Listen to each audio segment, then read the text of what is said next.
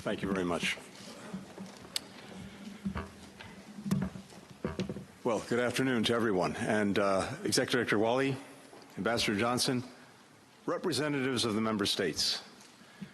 Today marks the first time the United States Secretary of State has taken part in a session of the UN Commission on Narcotic Drugs. I'm here because, more than ever, fulfilling the mission of this institution is critical to the security, to the prosperity, to the health of the American people, just as it is to people of all of our nations. Since this Commission's last high-level session 3 years ago, the number of Americans who've died of overdoses caused by synthetic opioids has nearly doubled, 74,000 people over that year. More than 40% of the American people know someone who has died from an opioid overdose. Synthetic drugs are now the #1 killer of Americans aged 18 to 45. Many of you are here for similar reasons. Now, the types of synthetic drugs affecting your nations may vary. In some, it may be methamphetamines or ketamine. In others, tramadol, Captagon, fentanyl. The scale of the problem may be different. But in every region, use, dependence, overdose deaths by synthetic drugs are rising rapidly. My message to this gathering is urgent. If we want to change the trajectory of this crisis, there is only one way to succeed, and that's together. Now, for each one of us, for every nation, that has to start at home, including in the United States. Over the past 3 years, we've invested an unprecedented $169 billion to combat harmful drugs. Under President Biden, the United States, for the first time, is dedicating more resources to tackling demand for drugs than to halting the supply. That means more resources for public awareness, for health interventions, and services to prevent and reduce drug use, overdoses, and other harms, alongside measures to prevent, to detect, and stop the illicit manufacturing and trafficking of drugs.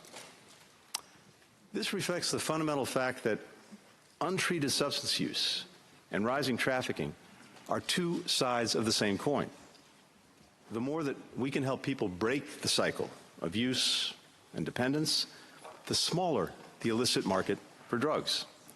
The more we can reduce the illicit supply of harmful drugs, the fewer people will be exposed to them. But while our efforts to address the synthetic drug crisis start at home, they can't end at home. This is, simply put, a problem that no one country can solve alone.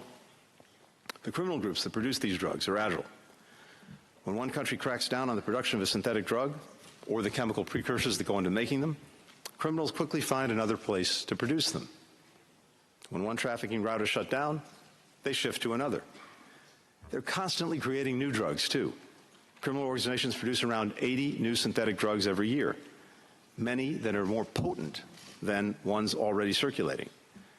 And they're always looking for new markets and new users to boost their profits.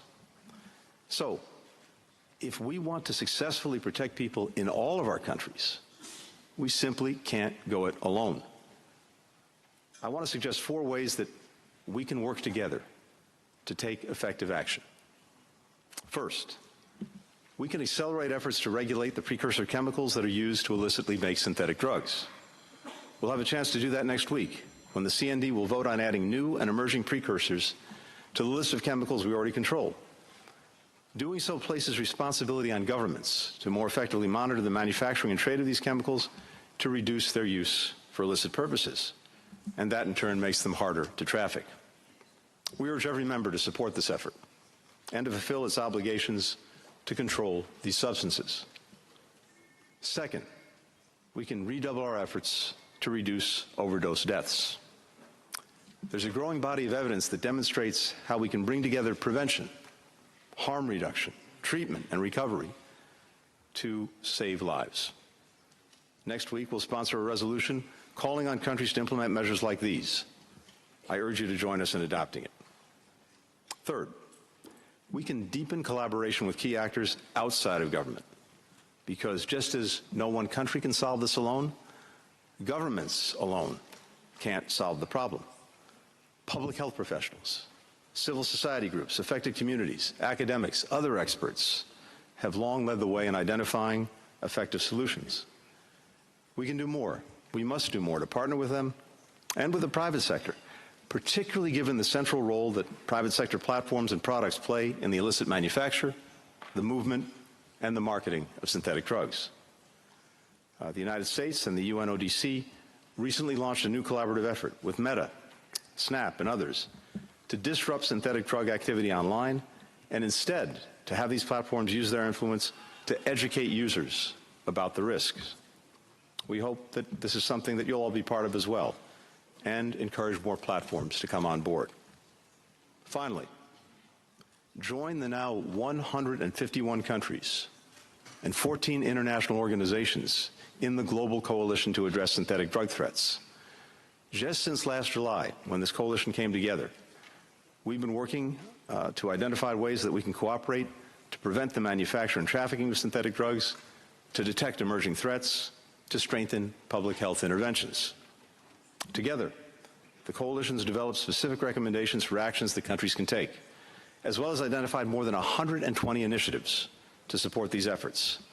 Now, we're moving to implement these actions, and we ask everyone, partner with us.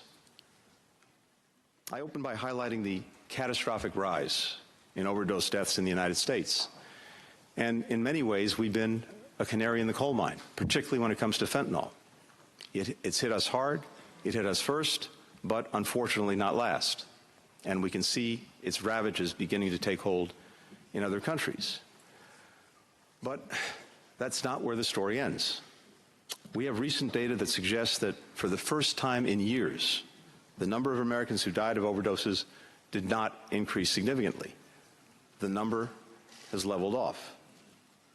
Now, with one American still dying of a drug overdose every 5 minutes, our work is far from finished.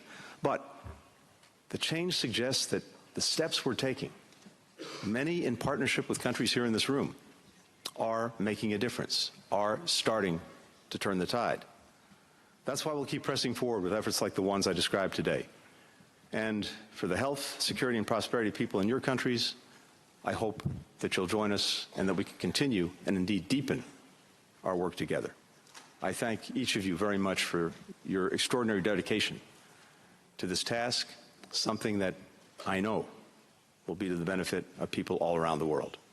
And now it's my pleasure to announce that the United States pledges to significantly expand our assistance to combat illicit synthetic drug threats around the world, and will seek approximately $170 million to advance these efforts next year. Thank you. Thank you very much.